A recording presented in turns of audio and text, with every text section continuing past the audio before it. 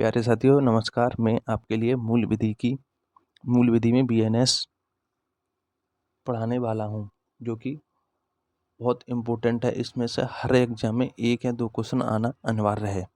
चलो हम शुरुआत करते हैं।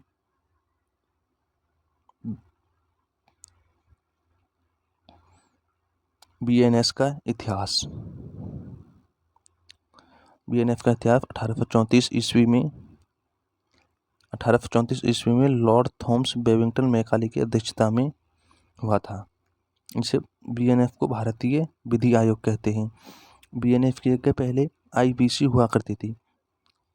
हम आईपीसी का इतिहास बोलेंगे कि लॉर्ड थॉमस बेबिंगटन मैकाले की अध्यक्षता में हुआ था। अब आईपीसी के स्थान पर बीएनएस आया है। इसे भारतीय विधि आयोग भी कहते हैं। क्यों हुआ था? नंबर 1, न्यायालयों की अधिकारिता, शक्ति और नियमों की जांच के लिए, पुलिस स्थापनाओं की जांच के लिए, भारत में लागू कानूनों की जांच के लिए। आयोग ने आईपीसी की सिफारिश की। फिर 1860 में आईपीसी अधिनियमित किया था।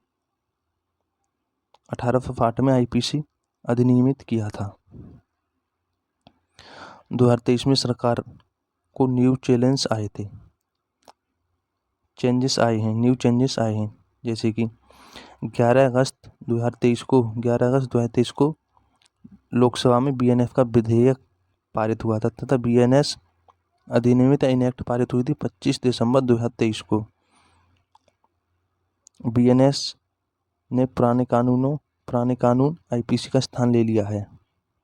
बीएनएफ को भारतीय न्याय संहिता कहते हैं तथा आईपीसी को इंडियन पीनल कोड, भारतीय दंड संहिता कहते हैं। यहाँ से हमारे इम्पोर्टेंट फैक्ट क्या क्या बन सकते हैं वो सुनो।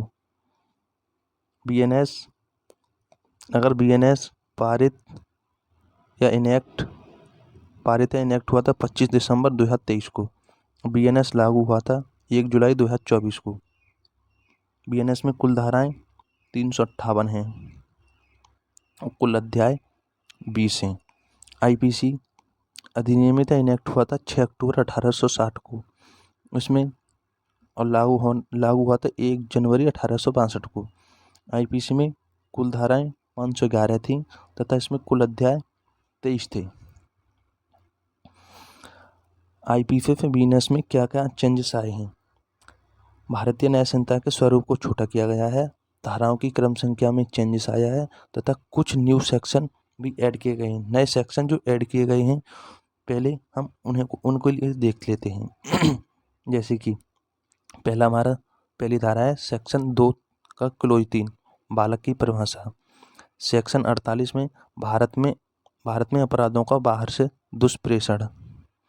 सेक्शन 69 में प्रवंचपूर्ण छलपूर्वक साधनों का प्रयोग करके मैथुन या इंटरकोर्स करना।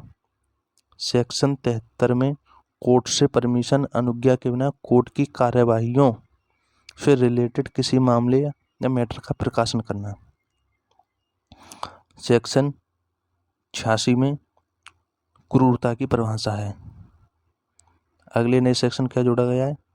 सेक्शन 95 अपराध करने के लिए बच्चों को भीड़ पर लेना या लगाना। सेक्शन 103 का क्लोज 2 मॉब लिंचिंग, 5 या 5 से ज़्यादा लोगों के द्वारा मृत्यु की जाना।